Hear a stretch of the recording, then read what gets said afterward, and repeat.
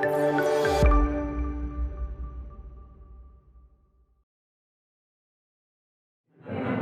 gara-gara kumpul, gara-gara rapat, gara-gara inilah dibuka, itulah terus kemudian jadi kena. Nyalahkan orang lain itu sudah menurunkan imunitas itu. Karena marah kan, marah itu menurunkan imunitas. Maka bagi mereka akhirnya kan ada seolah-olah ada dua kelompok gitu ya.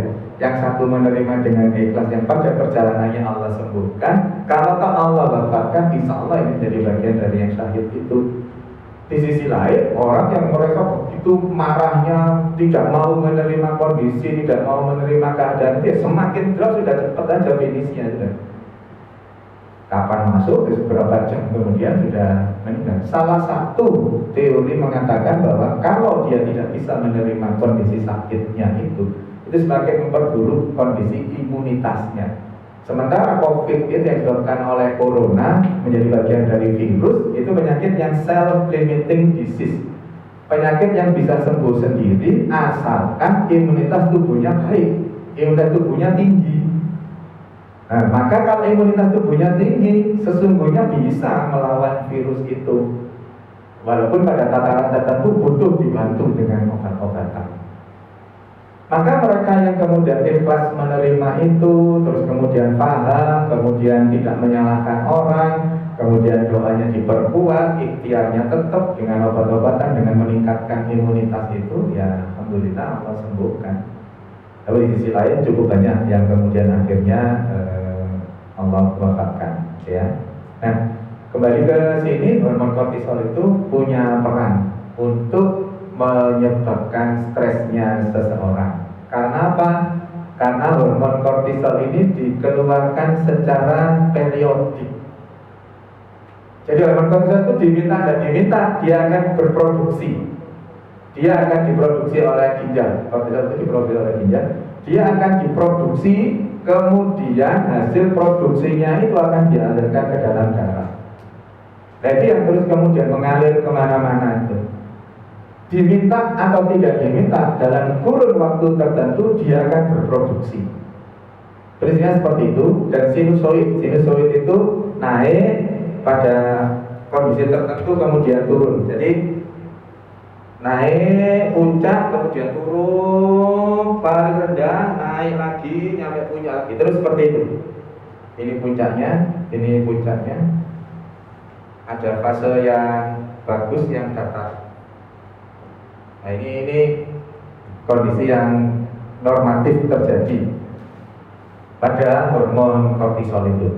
Jadi diproduksi, naik, tinggi, turun, sampai titik terendah, naik lagi, tinggi lagi, nah balik. Jadi pada saat naik ini balik ke sini lagi. Terus seperti itu. Hormon kortisol itu periodik, siklusnya sinusoid. Nah, siklusnya ini. Nah, ini ya. Kalau ini A, ini kemudian B, di sini ada C, di sini D, di sini ada E, balik lagi A. Ya, terus seperti itu pokoknya kondisi hormon kortisol itu produksinya. Pada saat paling tinggi hormon kortisolnya itu seseorang akan mengalami stres. Karena hormon kortisol itu hormon stres itu. Kalau tinggi udah nyaman dah, enak sudah. Nah, kalau pada posisi yang paling rendah dia akan rileks. Itu ada jam-jam tertentu nanti yang akan kita catatkan. Kondisi yang paling enak itu ya paling balance, tidak tinggi-tinggi banget, tidak rendah-rendah banget. Jadi ada titik balance itu di titik B dan E itu.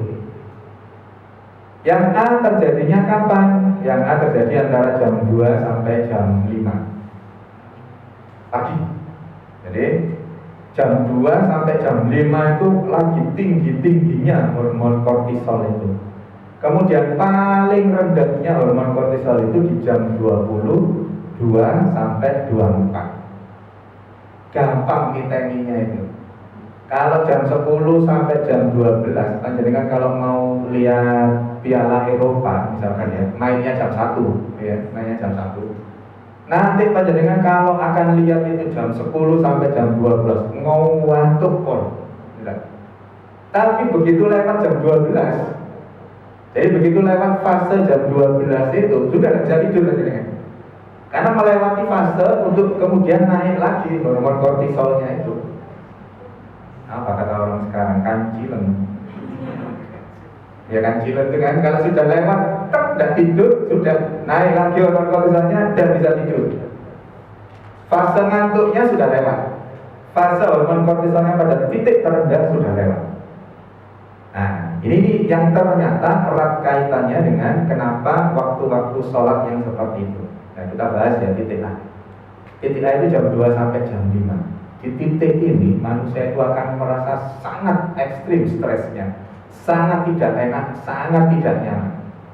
Lalu apa yang kemudian dilakukan oleh Islam? Nah, ini yang menjadi menarik.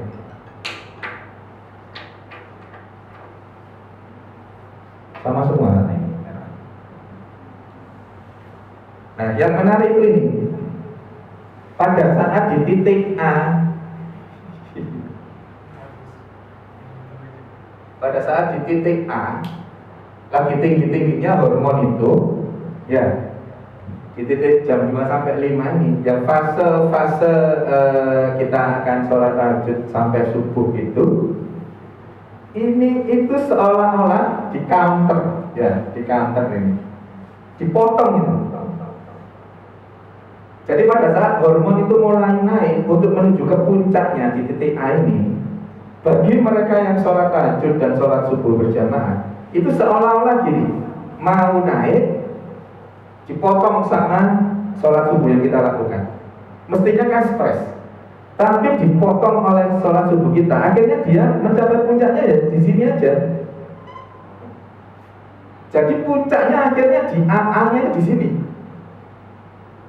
Normal hormon kortisol itu 4 sampai 27 normalnya. Normal itu seputaran sini, titik balance, titik paling nikmat, titik paling enak ya. Nah ini tidak sampai puncak. Kalau ini puncaknya di angka 70 gitu misalkan ya, dia tidak sampai ke 70. Terus kemudian pada saat naik ternyata dipatahkan dengan sholat subuh kita. Tidak sampai puncak dia turun, terus ngikuti arus. Terus seperti itu kalau dilakukan selama 21 hari. Panjenengan nanti lihat sisi psikologinya. Seseorang kalau melakukan sesuatu secara rutin selama 21 hari, itu nanti akan menjadi habit, menjadi kebiasaan, menjadi hal yang sudah kulino. Jadi panjenengan kalau dalam konteks ini, panjenengan misalkan sholat tahajud, kesulitan untuk hari-hari awal sholat tahajud itu, untuk memulai bangun kesulitan, untuk memulai bangun dari tidur itu bergerak kesulitan. Itu nanti di hari-hari awal, hari ke-1, 2, 3 dan seterusnya itu, nanti kalau sudah melewati fase 21 hari panjenengan rutin melakukan sholat tahajud, hari ke-22 jenengan sudah tidak perlu lagi untuk masang beker, nggak perlu lagi untuk kemudian minta dibangunkan, tapi sudah ada alarm dari Allah untuk membangunkan panjenengan. Karena apa? Karena sudah menjadi habit. Menarik lagi ini angka 21 ini. Bukan karena mesti angka ya, tapi ini kondisi real empirisnya. 21 hari ini, kenapa kok 21 hari kemudian menjadi habit? Ternyata 21 hari ini masa terpendek bagi seorang wanita untuk menstruasi. Jadi hari menstruasi seorang wanita itu antara 21 sampai 35 hari. Jadi mens tanggal 1 ya, kemudian tanggal 5 selesai gitu ya. Itu nanti 21 harinya lagi akan mengalami menstruasi lagi. Normalnya 21 sampai 35 hari. Kalau panjenengan menstruasinya lebih awal dari 21 hari, ada kelainan. Atau baru menstruasi setelah 36 hari atau 40 hari baru mens lagi, itu pun juga butuh diperiksa apakah ada gangguan atau tidak. 21 hari.